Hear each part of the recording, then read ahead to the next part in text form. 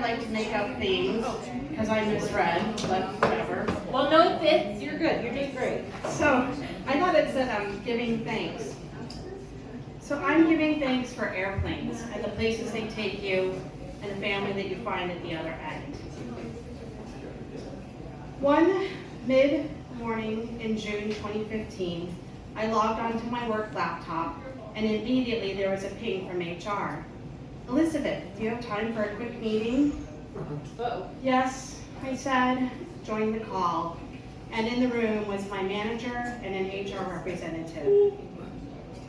After careful consideration, we've determined that your job is no longer needed. Your employment ends today.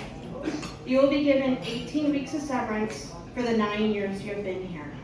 Thanks for a job well done. You will be missed.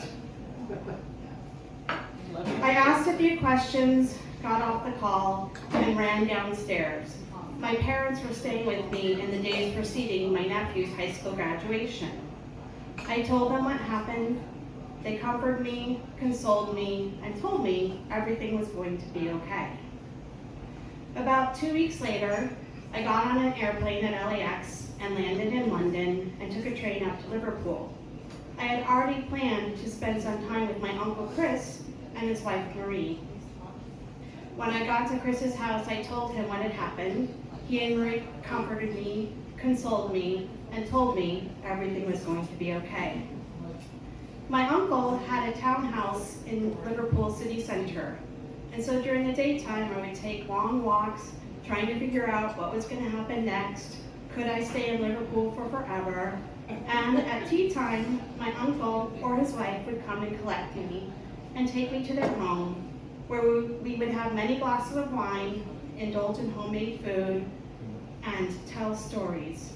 It was a perfect thing for after being laid off.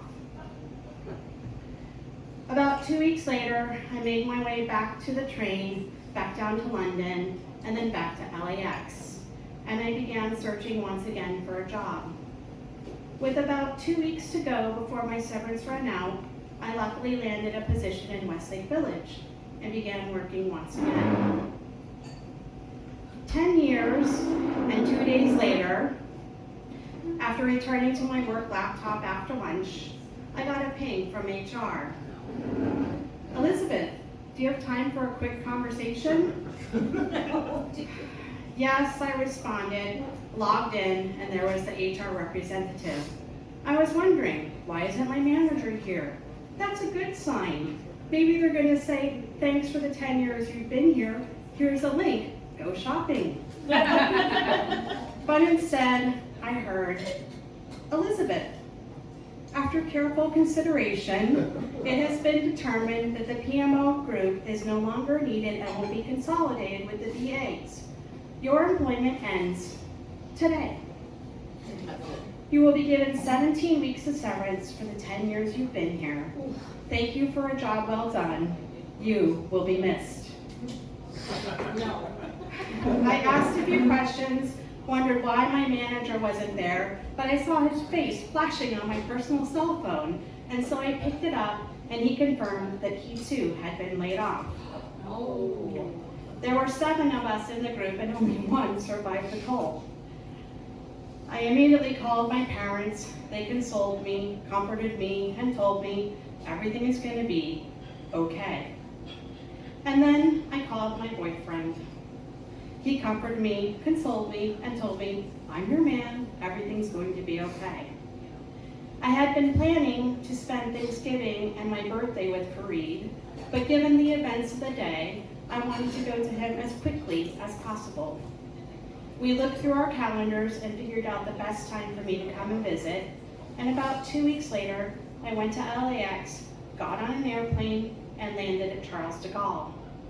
I caught a taxi to the 18th and made my way quickly up the 2 flights of stairs to the apartment he was staying in and into his arms. During my 2 weeks in Paris, we went to a movie. We saw one battle after another with tickets that his sister had given him. We went to an art exhibit for free at the Petit Palais with tickets from his daughter. and we went to an exhibit in the far reaches of Paris for townhomes that were for sale in Algiers. We bundled up against the cold Paris streets in fall, and we went to the market in Little Africa to save money on fruits and veg. Fareed took very good care of me, making lunches and dinners, and he even made me a sandwich to take to the airport when I left because airport food is expensive. And every day we would get a baguette at the boulangerie, and I'd pick out the pastry I would have for breakfast the next day. At night, we would bundle up under the covers and read until I started snoring or he fell asleep with a book in his hands. It was blissful to be there for those 10 days, and I wondered, could I stay forever? But Fareed needed to go back to Algiers, and I had to go back to the United States. If it had been this time next year, I would have figured out a way to stay forever, started collecting Social Security, and get a long-term visa for France. But alas, I had to return to the States. So I made my way back to CDG, back to LAX, and once again, I'm looking for a job. And I'm hoping that a few of the things that are on the horizon will pop. Some of the jobs will make me move, some of the jobs will make me get health care.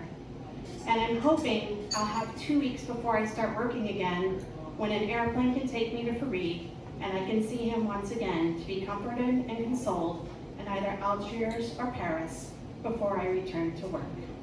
Thank you.